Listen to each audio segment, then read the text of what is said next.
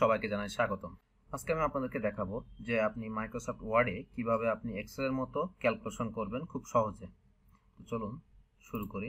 প্রথমত এখানে আপনি এখান থেকে টেবিলে যাবেন, যার পরবর্তী দেখেন এক্সেল স্প্রেডশিট, এটাকে ক্লিক করলেন। দেখেন ডাবল ক্লিক করার পরবর্তীতে আপনার এই বক্সটা কিন্তু এখানে চলে আসছে। প্রথমত আপনি মনে করেন এখানে আপনি একটা শীট করলেন যে আপনার নেম, এখানে আপনার আয়, আপনি সাপোজ মনে করেন এখানে আপনার কোম্পানির স্যালারি শিটটা আপনি ওয়ার্ডে এখানে জাস্ট আপনি একটা হিসাব করে নিলেন, ছোট একটা যে ID number, ID advance,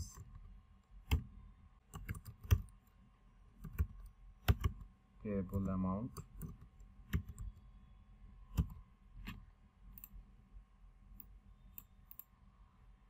payable amount. এখানে আপনি এটাকে নিচে নিয়ে চলে আসুন। এখন দেখেন নেম, সাপোজ দীপ্ত,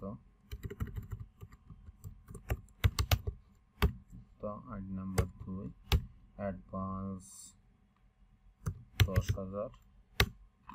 এখানে আরেকটা কলাম অ্যাড করা লাগবে, ইনসার্ট পেয়েবল অ্যামাউন্ট,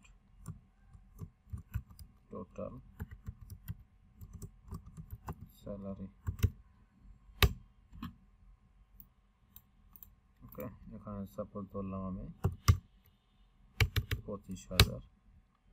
এখানে তাহলে আমি এখন আপনার টোটাল স্যালারি থেকে যে অ্যাডভান্স আমি এখানে 1,000 লিখছি। আচ্ছা, এখানে আমি 10,000 করে দিলাম, 15,000। তাহলে এভাবে আপনি মনে করেন আপনার মাইক্রোসফট ওয়ার্ডে একটা এক্সেলের মতো করে সেম আপনি কোনো কষ্ট ছাড়াই আপনি এখানে হিসাব রাখতে পারবেন। সাপোজ মনে করেন আপনার এখানে অনেকগুলো ডাটা হলো, এখানে কিছু সামান্য কিছু অ্যামাউন্ট দিয়ে দিই, 60,000, 40,000, 50,000, এরকম আর কি। সেক্ষেত্রে আপনি এখান থেকে এখন আপনার টোটাল একটা হিসাব রাখতে হবে, যে এখান থেকে আপনি অনেক সময় দেখা যায় কি যদি আপনি ওয়ার্ডে এগুলো এখান থেকে যোগ করা সম্ভব হয় না ওয়ার্ডে করলে, সেক্ষেত্রে আপনি এক্সেল শিট এটা ব্যবহার করলে আপনি ওয়ার্ডে আপনি এক্সেলের মতো করে হিসাব করতে পারতেছেন। আপনার কোনো ক্যালকুলেটর বা কোনো কিছু হিসাব করা লাগতেছে না, অটোমেটিক এখান থেকে অটো সাম। ওকে, অটো সাম মার্ক। ওকে, এটাকে একটু বোল্ড করলাম। এখন এই হচ্ছে আমার বর্ডার, এটাকে ডাবল বর্ডার, এটাকে মার্স, টোটাল, এখান থেকে এটাকেও মার্স, এখানে লিখলাম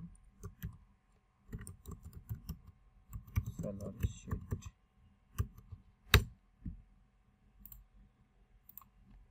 ওকে, তাহলে ধন্যবাদ, আজকে পর্যন্তই, ভালো থাকবেন।